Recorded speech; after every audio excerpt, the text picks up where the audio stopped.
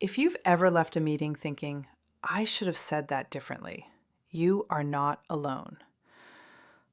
Learning how to sound more assertive is one of the most important leadership skills you can develop, and yet it's one of the least taught. And here's the truth most people don't say out loud. This is not just a communication issue. This is a perception issue. And for women in leadership, it's a strategic issue. Because research consistently shows that when women speak, they are evaluated differently than men. The same level of directness that earns a man respect can earn a woman labels like aggressive or difficult. So what happens? Many women start to soften their language. They hedge. They overexplain. They apologize when it's not necessary. Not because they lack confidence, but because they are navigating a system that penalizes them for clarity. But here's what the research also shows. Assertiveness is strongly tied to perceived competence and leadership effectiveness, which means if you want to be seen as a leader, you cannot afford to dilute your message. So today we're going to talk about how to shift your language in a way that allows you to sound more assertive, without losing warmth, without being harsh, and without changing who you are. Let's start with one of the most common habits. Hedging. Words like just, maybe, I think, or kind of. These words feel polite, but cognitively, they signal uncertainty. Your brain, and the listener's brain, interprets that as a lack of confidence. So instead of saying, I just think maybe we could adjust the timeline, try this. I recommend we adjust the timeline to improve delivery outcomes. Same idea, completely different impact. One sounds optional, the other sounds like leadership. And here's something simple you can implement immediately. Do a just audit. Before you send an email or speak in a meeting, scan your sentence. Remove the word just.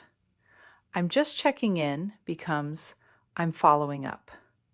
That small shift alone will help you sound more assertive almost instantly. Now let's talk about another pattern. Unnecessary apologies. Sorry to interrupt. Sorry, quick question.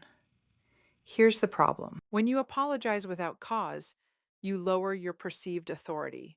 So instead of saying, sorry to interrupt, say, I'd like to add something here. Or, let's pause for a moment. You're not asking for permission anymore. You're contributing as a leader. And this is where it gets interesting from a neuroscience perspective. Your brain and the listener's brain are constantly scanning for signals of certainty. Clear, direct language activates trust. Hesitant language activates doubt.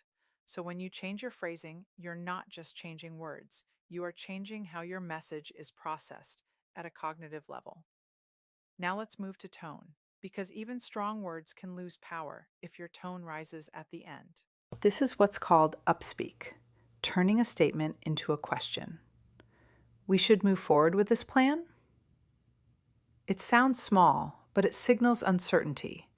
Instead, bring your tone down at the end. We should move forward with this plan. That downward inflection signals confidence and authority. And here's a simple way to practice this. Record yourself in a low-stakes conversation. Listen for where your voice goes up at the end. Then practice bringing it down. This is a physiological shift that directly changes how others perceive you. Now let's talk about one of the most important leadership skills, holding your ground. Because here's what the data shows.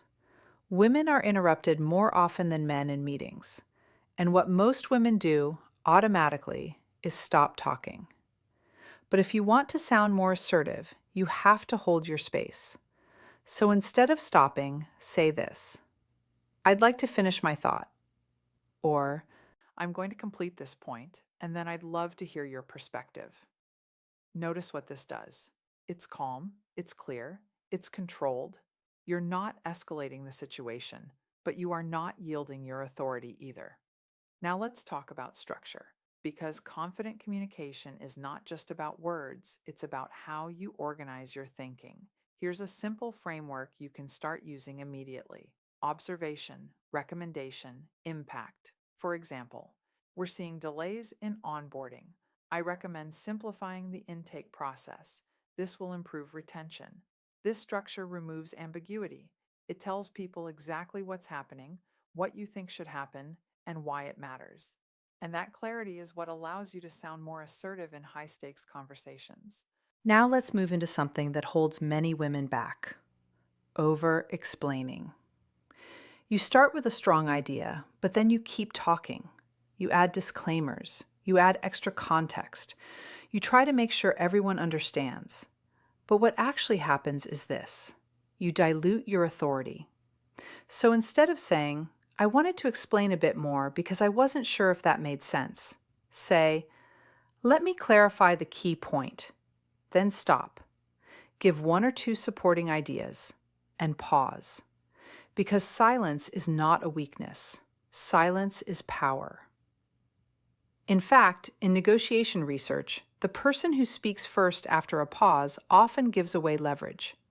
So when you state your position, whether it's a decision, a boundary, or feedback, stop talking.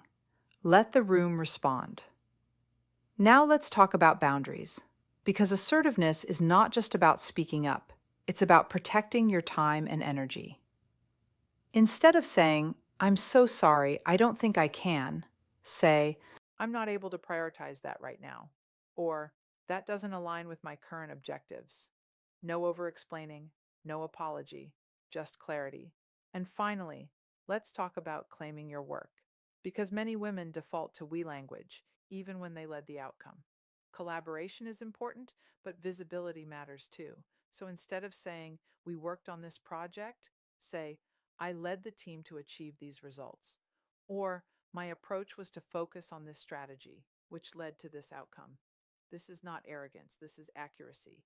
And it is essential if you want to be recognized as a leader. So here's what I want you to take away from this: becoming more assertive is not about becoming someone else. It's about removing the language patterns that hide your competence. It's about choosing clarity over cushioning, precision over permission, and confidence over hesitation. Start small. Remove one hedging word today. Replace one apology. Hold your space in one conversation. Because over time, these small shifts compound.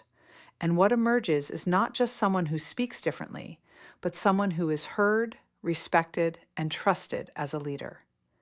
And that is what it truly means to sound more assertive.